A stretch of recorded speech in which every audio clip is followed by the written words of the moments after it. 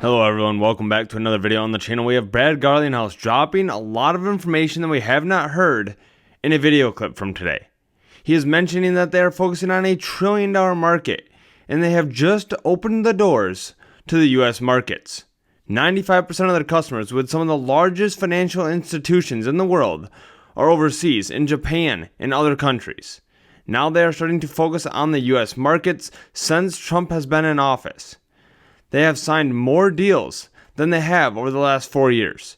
And so, Ripple is really starting to take off, and so that's definitely something to be paying attention to, as the technology that they have been developing is going to have a massive impact on the financial industry. And so before we jump into that video clip, I'd like to mention there is a link underneath the video to BTCC. This is a crypto exchange that has been around for about 15 years, and using the link underneath the video, you can get a 10% bonus on first-time deposits and also enjoy 40% lower trading fees. And so definitely make sure to check that link out underneath the video. They do have future and spot trading for XRP. And so let's go ahead and jump right into this video clip here from Brad Garlinghouse. It's great to be back. Nice to see you. Well, congrats on this move by the SEC. What does this enable you to do at this point? Look, thank you. Congrats to, I think, the whole industry in a bunch of ways. As you know well, Ripple is really amongst the very first crypto companies to get sued by the SEC. We said then when it started that the SEC was going to be on the wrong side of the law as well as on the wrong side of history. It took longer than we would have liked to kind of prove that out, and more than $150 million of legal bills, but we're thrilled with the ultimate outcome. It allows us to really unlock the U.S. market, which has really been very hostile, with a lot of headwinds in the U.S. market for the whole crypto industry. Yeah, for sure, and we saw investors react to it, XRP seeing a gain over the last week. But Brad, I want to get your take on what Japanese banks may be preparing to do in terms of adopting XRP. What can you tell us about the growth story at Ripple when you look across the world, overseas markets? Well, once the United States government filed suit, we really were kind of frozen in the U.S. market. And so about 95% of our customers today, Ripple's customers, are non-U.S. financial institutions. And those are some of the largest financial institutions, ranging from HSBC and BBVA to payment providers you wouldn't necessarily have heard of. Markets like Japan, I think, are still unlocking. The market opportunity here is massive. You have trillions of dollars flowing cross-border globally. It's still largely dominated by the SWIFT network, if you will. And that's architecture, that's a technology architecture that's developed 50 years ago. There's an opportunity to modernize. That takes time, particularly when you have a government in the U.S. kind of combating that innovation. But that's changing now. The Trump effect, if you will, is profound. You're seeing that in asset prices, but you're also going to see that in the adoption of these technologies. Yeah, and I think, so when you're looking at the growth story then of Ripple, does it still come from overseas, or are you expecting a change in terms of domestic interest in Ripple? Well, we're definitely already seeing a change in the domestic interest. These 6 weeks after President Trump was elected, we signed more deals in the United States than we had in the previous 6 months. So these are very innovative technologies. I think they're going to play out over 10, even 20 years in terms of how they integrate and rewire the financial infrastructure of the United States. That's across payments. That's across even the settlement of maybe real estate transactions, securities transactions. So I think we're going to see this play out over a long arc. But the United States is finally unlocked, and I think people are underestimating how big that change is, and you'll see that continue to play out this year. Brad, give us your outlook and really what those two executive orders may do. What else do you need to see in order to see stability and growth out of digital assets? Well, look, in terms of what else we need to see, I think what the president has already done is, and he has used the expression, promises made, promises delivered. The unlock for U.S. financial institutions is absolutely happening.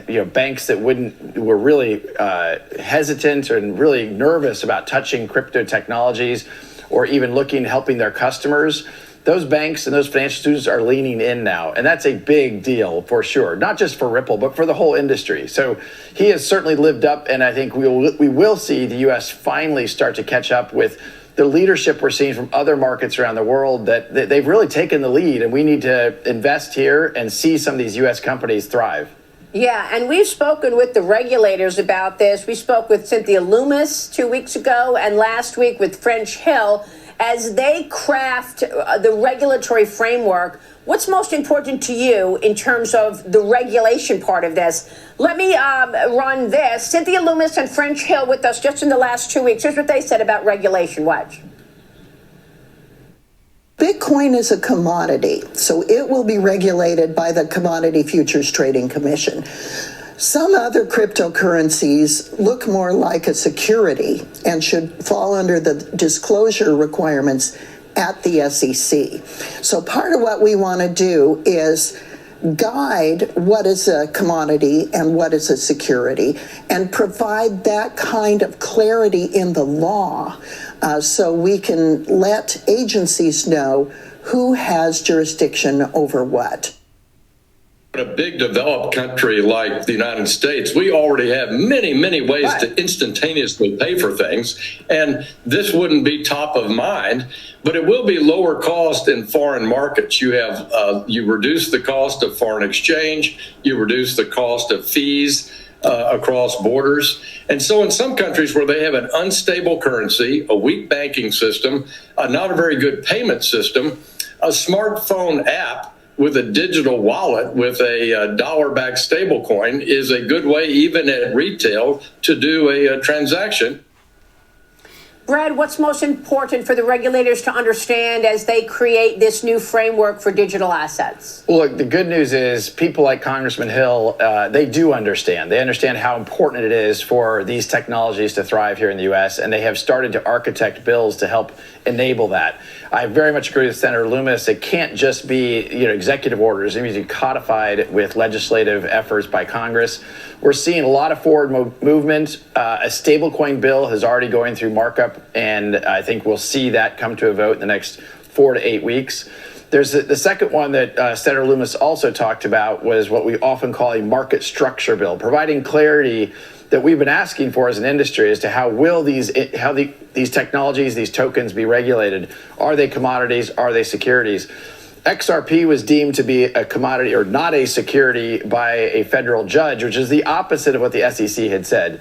So to see the SEC really combat lawfare and to attack this industry and now have leaders like Senator Loomis and really heroic leadership from Congressman Hill, I think it's going to make all the difference in the world. And I think we're going to see both a market structure bill and a stablecoin bill pass in the next 6 months. So what does that mean for Ripple? Well, it means the clarity we have been asking, and Maria, you and I have talked this probably over the years, maybe 3 or 4 or 5 times, to get that regulatory clarity so that the customers we engage know they can engage in good faith and to use these technologies without fear of regulators coming in and attacking them. That's a big deal, and that will allow this innovation, allow more job creation, more innovation, and frankly, capital formation here in the United States. Understood. Into crypto exchange Ripple.